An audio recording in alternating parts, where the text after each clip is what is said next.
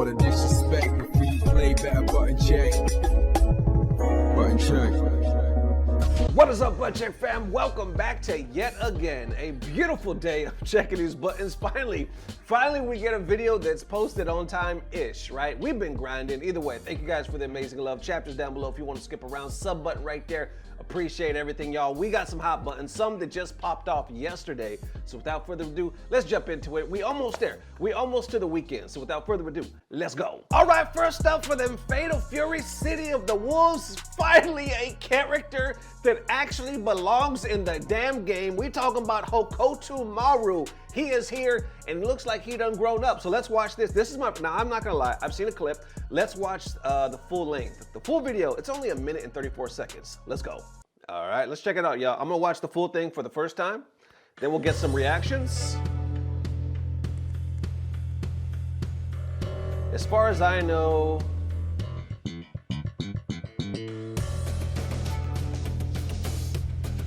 he was a student of what? Andy, was it Mai too? It's here.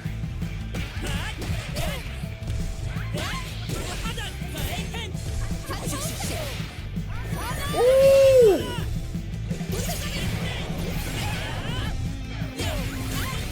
I like the animations, that's dope. Still got that shit. Yeah, them animations are sick as hell. I like that air fucking thing that he has where he could like shift, you know what I'm saying? Fucking bait you. Here we go. Ultimate technique.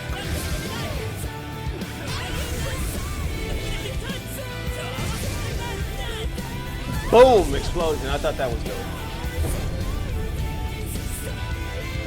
I still like that theme music, yo. I think that shit's a bop for real. City of the Wolves. Fatal Fury, City of the Wolves.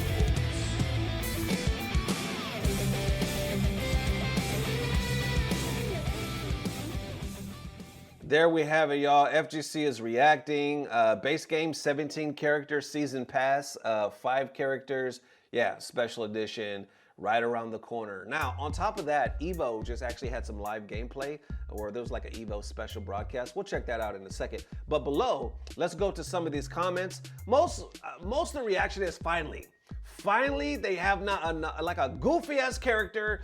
A lot of people were worried. They were worried because you saw these other 2 goofy ass characters. You got a damn DJ and a soccer player, and people are like, what the hell is Fatal Fury doing? But now it seems like they're back on track. Well, hopefully, right? Hopefully for now.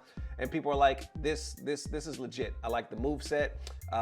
We're excited to play them. I saw one comment that kind of stuck out. Let me see if I could find it, where they were kind of like, this kind of kills. Okay, basically what the hell I'm trying to say, they felt that since Hokuto was a student of Andy and Mai, and they have some of their movesets, they're like, it kills off Andy and Mai. They're like, because you're introducing a character that has 2 movesets of 2 other characters, it kind of makes those 2 other characters invalid, is what they're trying to say. Right here they said, this honestly is a big mistake. It will overshadow Mai and Andy now because this character has the best of both characters. You basically kill off 2 original characters. His movesets are too OP after watching some tournaments. What y'all think about that? Now, I did see some other reviews where people were like, yeah, he does have a little of this, mostly Andy stuff over Mai. But he's still original. He still has his own kind of spin on things. So how you feeling? I don't know if I necessarily agree. I guess I have to see more gameplay and whatnot, but I don't know. I know that comment only has 1 like, but obviously that doesn't say anything. This is a YouTube comment. So we'll see. Interesting take. But like I was saying, this is the biggest comment overall. Hey, look, a character that belongs in the game. This one has over 2,000 likes. That's what people are saying, whether it's on YouTube or Twitter. You get it. Okay, and then from there, Evo at the same time, I believe just yesterday, they had a showcase. They posted this the day before, which was on the 8th, saying Evo Showcase Fatal Fury City of the Wolves kicks off. They showed the time, check out the full showcase. They had certain pros, including Mena RD. I think Diaphone was there as well. They had certain matchups, which is really cool. And now we have some of the footage. I'm gonna put the link down below so you guys can actually check it out. So what they did, I guess they did like a Q&A, answered a lot of questions, and then they showed some gameplay of some of the pros playing each other. A lot of clips, so we'll kind of unpack that. I saw Fighting Games Daily post this saying, not sure if you guys noticed, but Crispy Kaiser and Oda-san mentioned that they will eventually bring back all characters of the Fatal Fury series in City of the Wolves. I thought this was about the MOTW at first, but this sounds like the whole Fatal Fury. Let's check out the clip. We've already talked about it. We've promised, committed to DLC, Season Pass 1, 2, and 3. And the type of rate that we're going, every 2 months, you can expect a new character to be joining the roster. Of course, within those seasons, we're going to be adding more content. And this is going to be a game that is like the quintessential Fatal Fury experience. So, essentially, perhaps all of your favorite characters are coming back. Bro, that's like, I already got 10 named in my head. So, again, it is the Fatal Fury game. Damn. All right, they're talking about this is the Fatal Fury game. I know, continuing right here, Diaphone posted this saying, how do you say that shit? Is it Sui, see-you, something like that. I'm not too familiar. Either way, they say, I'm not even a Ronaldo fan, but this character is too funny. I think it's kind of cheap, but got some hidden flaws. I will go live tomorrow to talk about this and my experience playing the full build. Then this was posted just yesterday. Check out the clip. I just realized how crazy this was, bro. He pulled up in his own dojo and is clearing them out in front of all his homies, bro. He said, all I asked you to do was take your shoes off, Ronaldo. Jesus. He's about to steal the sign out front, bro. The next time we see the stage, everybody gonna be in jerseys, bro. Not in front of the baddies. Got him again, yo. Look at the calves on this dude.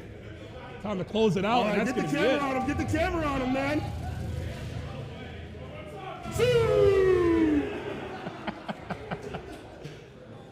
Great set, That Diaphone. was a lot of fun.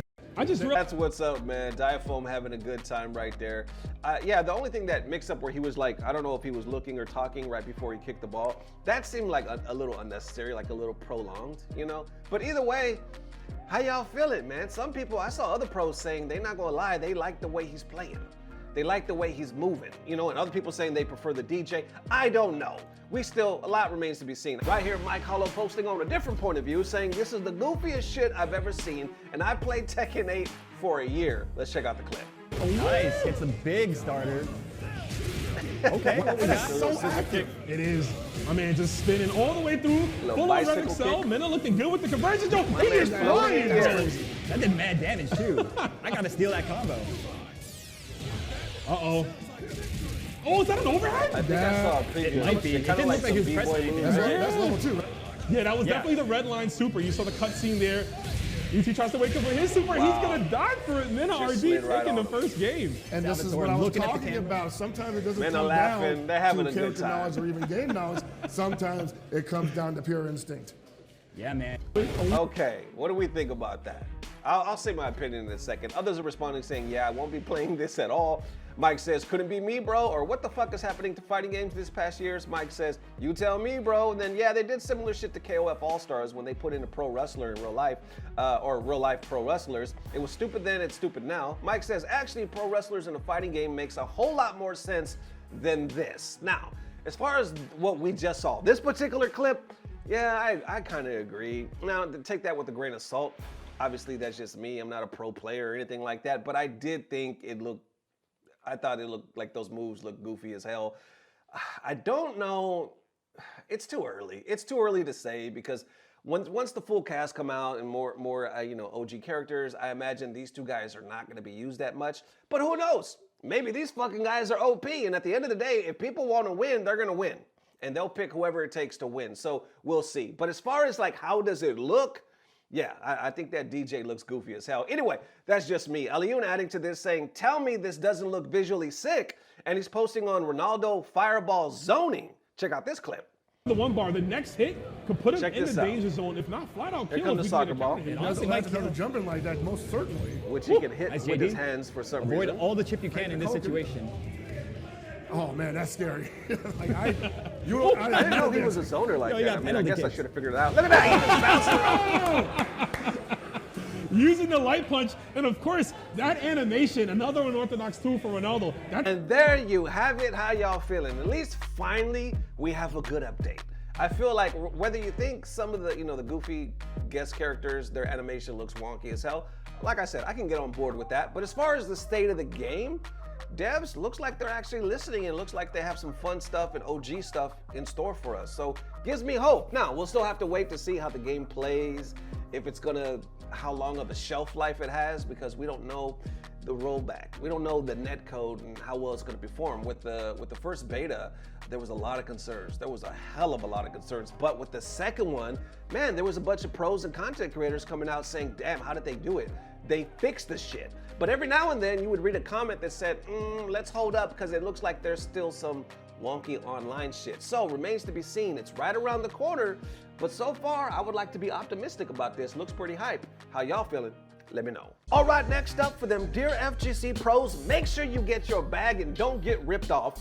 Buttons that need to be checked. This is interesting because we're in a crazy state right now, FGC esports, where players are getting picked up left and right, especially for these big money tournaments. We're talking about EWC, we're talking about Capcom and whatnot, but they're also getting dropped. You see that a lot. After a tournament, it's short-lived. Contracts we're used to is like 1 to 2 years, even longer. Now we're seeing like short-term contracts more than ever. Reading some statements though from pros, they're like, yo, this has always been a thing. There's always been short-term contracts. We'll get into that right now. But the reason why this came up again is because 100 Thieves, y'all know 100 Thieves, the big esports org, they've been around for a long time. I believe mainly in shooters. Let me know if I'm getting that correct or not. But me personally, I've been familiar with Nadeshot and his work for a while. They don't ever like mess with the FGC, but they just posted this trailer yesterday. It's only like 10 seconds long. It's very short, but they simply said, ours to take, tagging Capcom fighters. Check out the trailer. Fight! Perfect. You win. Okay, so just going off of that, you're like, holy shit, they are coming to the FGC. FGC is reacting. You have a whole bunch of people saying interesting or this is going to be big. The more the merrier, right? When you're thinking about esports and bringing that money and sponsorship opportunities. But some pros have some question, like some serious questions. Let's bring this up or let's unpack it right here. I even see Just a Kid responding to this saying either the people who get signed will be cooked after EWC or the person who gets signed will be cooked after EWC. Going deeper right here, I even see Sajam saying also, if you're a player being asked to sign a temporary contract for EWC, make sure you get paid very well. Going deeper with Big Bird saying, I think the issue is some players aren't milking these orgs enough and they just accept anything. Just remember, they want you more than you want them. Keep that in mind when you're negotiating with them, even if it's short term. And he's responding to Brian F's statement right here that it says, I hate that when I see big orgs teasing sponsoring Street Fighter players, I'm not even excited anymore. It's always just a quick cash grab for EWC money/club points. I hope players are milking these orgs for these short-term deals. They are desperate for that EWC money. Don't cheap out. Big Bird responds to that again underneath saying, and please, for the love of God, have a protective clause in case they release you earlier than discussed. One X could be to have them pay you the rest of the months if they release you earlier, or if they release you 3 months before the contract ends, they pay you the 3 months. Anyways, that was just an example. I don't know, get a lawyer or have someone help you. Damn, that's what's up. They looking out. But I see K-Bread from that other perspective saying the scene is so weird sometimes. Orgs wants to come in and throw some bread at your favorite players while flying them all over the world, but because it's not for a year or two, you start shitting on them. Short-term contracts have always existed. I see Brian F respond to that saying they're throwing Saudi bread to try to get lucky with getting EWC club points. Let's just call a spade and advance or advise our players to know the deal and get their max value. K-Brad K responds saying, Brian, this was a thing way before Saudi. What are you saying? Players get let go at the end of CPT season and everyone shits on said org. It's just happening more since EWC is so big. Then I see Brian responding to that saying, it's the only thing that happens now, which is why it's disappointing times. Not denying short-term contracts weren't a thing before. K-Brett says, I respect how you feel, but it is what it is. FlyQuest and Shopify are great starts, so let's hope that other orgs follow their lead. Kizzy K responds as well saying, yeah, but X wasn't like it was back then. Now every team gotta be like Panda Global again. Then I see Sajam actually respond to this saying, I think it's none of those things. If orgs want to offer short-term deals, they can make money for club bonuses. Players should ask for a lot more money as compensation. That's it. And there it is, ladies and gents. How you feeling about that? Definitely interesting debate there. There's more to it, but that pretty much sums it up. So on one hand, you know, a lot of people excited that there's more opportunity for sponsorships. On the other one, they're like, be careful, because we already know how these orgs operate. They're coming in for points. They're coming in for money at a chance at that EWC pot. Because obviously, it doesn't the way it works. Like they fly you around, they pay for certain stuff, your stay, your travel, your registration, if that's a thing. But then when you win, they get a certain percentage of the winnings. So a lot of people are like, they're only gonna do it for like a 6-month contract. And Big Bird's like, be cautious because they can release you early. So make sure there's some type of clause. I think the further problem is the pros, like the season pros. You're talking about your Punks, your Menas, your big names. They know. They've been around. It's not their first rodeo. But the new guys that are like up and comers, maybe just making a name for themselves and actually have a chance or getting qualified for this, that happen to be picked up. Maybe the not so big names. It's one of those things, because I've been there, where like you finally get this chance and you're just excited. You're like, holy shit, I finally get to live my dream. I finally get sponsored. So you do have a tendency to take what they give you because you are just grateful and you don't want to offend anybody. So you kind of just sign your name. And then hopefully it's not a dick ass, you know, org and they live up to their word, or you got to live by trial and error. And you gotta like, shit, well, I'll never do that again. But like I said, it's one of those things. So we'll see. Obviously, this is not the last we're ever gonna hear of this. How y'all feeling? Let me know. There it is, ladies and gents. Definitely let me know how you are feeling. There is a lot. There is a lot going on right now. We got more events coming, more news coming. We will definitely see you tomorrow, man. Thank you guys for the amazing love as always. I don't know what it is, but I know it's about to get better. Love y'all forever. Peace. Blah, blah, blah. Subscribe.